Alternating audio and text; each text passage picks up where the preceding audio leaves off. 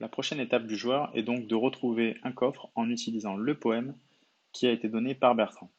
Ce coffre sera protégé par un code à 4 chiffres et c'est grâce au document code cariatide que le joueur pourra ouvrir le coffre.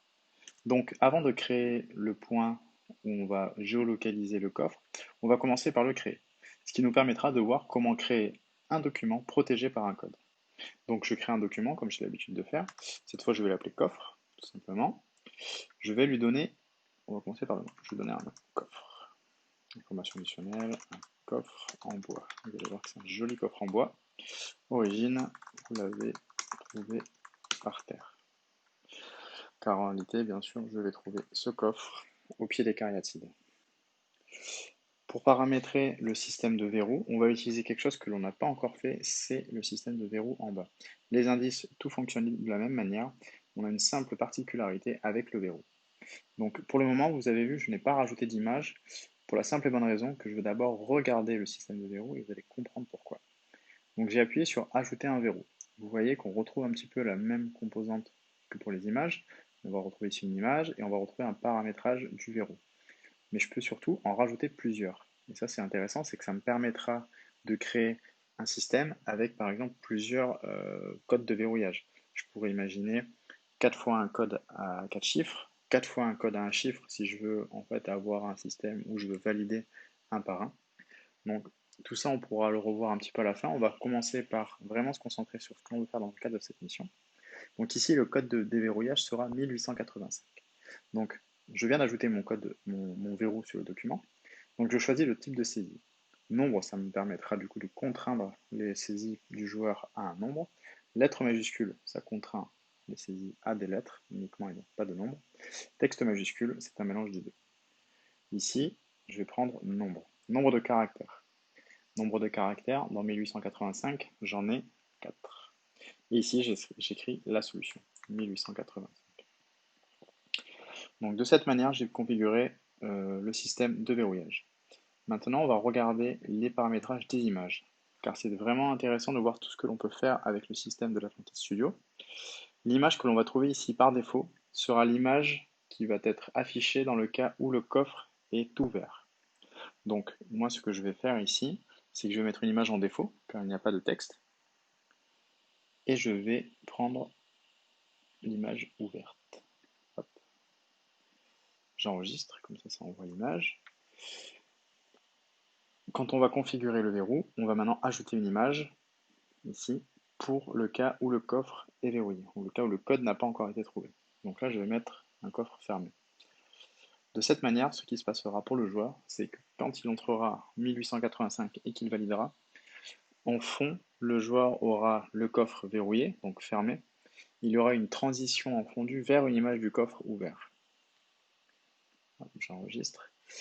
Cette image verrouillée est optionnelle, c'est-à-dire que vous pouvez très bien avoir juste une image qui est l'image par défaut du document et rajouter un verrou. Auquel cas, il y aura un petit calque opaque par-dessus l'image de fond qui la rendra du coup illisible, sera même floutée. Et par-dessus, il y aura le champ de saisie pour entrer le code. Ça peut être intéressant si par exemple vous voulez protéger un document par un code. Donc retenez surtout que l'image verrouillée est optionnelle. Si vous la mettez, c'est l'image que verra le joueur tant que le coffre n'est pas débloqué. Attente après erreur est un paramètre complètement optionnel, car il vous permet de complexifier un petit peu, de challenger vos joueurs en ajoutant un temps d'attente forcé quand le joueur fait une erreur.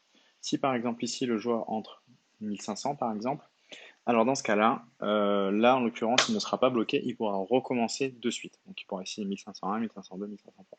Bon, pour arriver jusqu'à 1885, ça va être compliqué de faire un petit peu au hasard.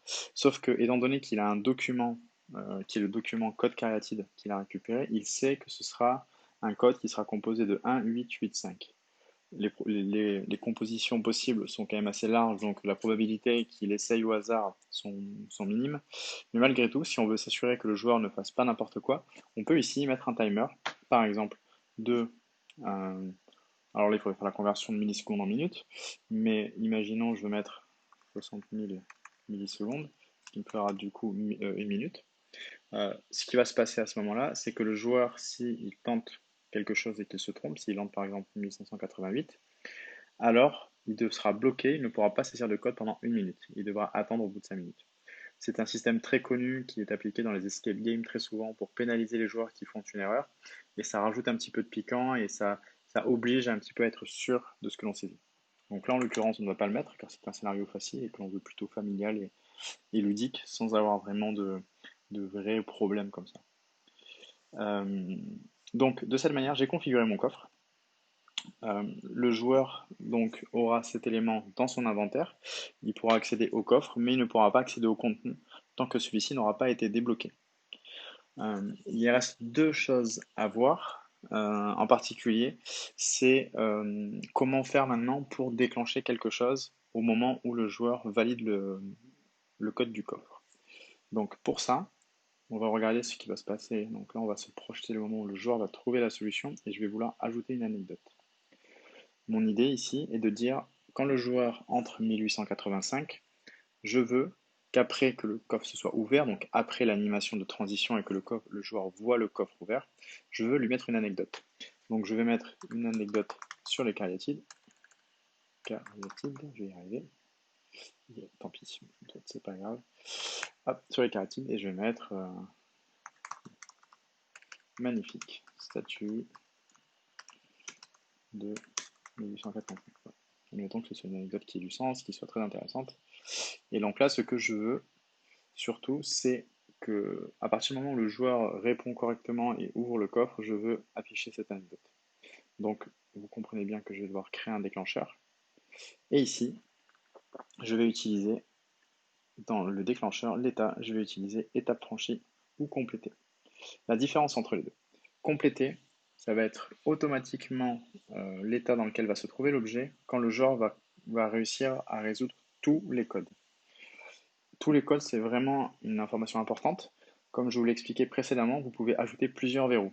Ce qui veut dire que cet état-là ne sera valable si vous avez par exemple 4 verrous sur un document qu'après que le joueur ait répondu aux 4 verrous.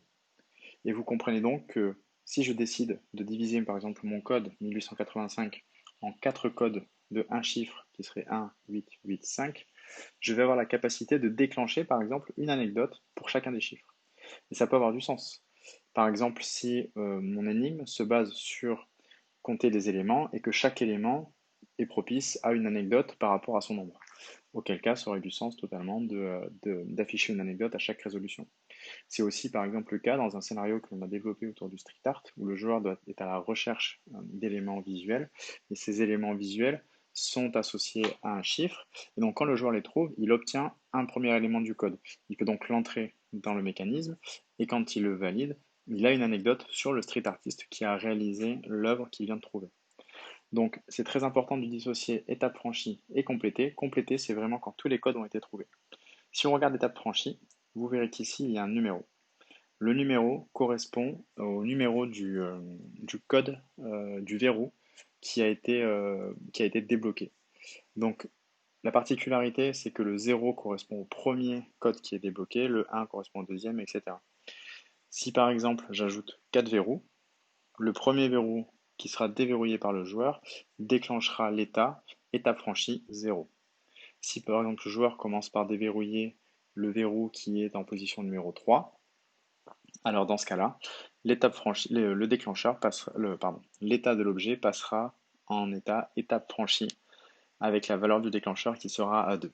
Car j'ai bien 0 pour le 1, 1 pour le 2, 2 pour le 3, et ainsi de suite. Donc si j'en reviens à ce que j'avais envie de faire, en l'état, j'ai besoin d'avoir un document qui, qui se déclenche uniquement quand il est complété. Donc mon verrou, une fois que le coffre est complété, j'ai mon anecdote qui va bien apparaître. Donc pour l'instant, mes objets ne sont pas encore accessibles car il faut que le joueur puisse les récupérer. Et ça, ce sera via le POI que l'on va créer par la suite. Je vous dis à de suite.